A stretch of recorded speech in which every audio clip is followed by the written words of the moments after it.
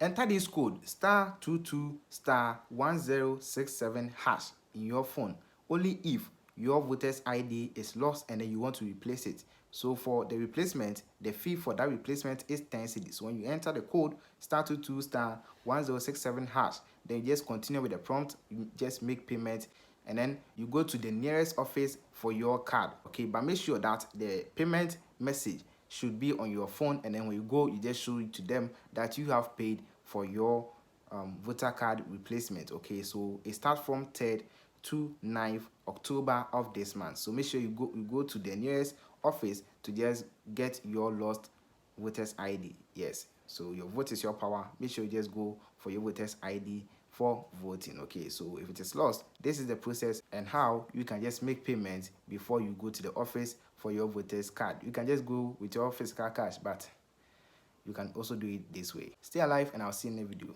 Like and also share to a friend who hasn't registered or gotten his lost voter's ID. Bye for now.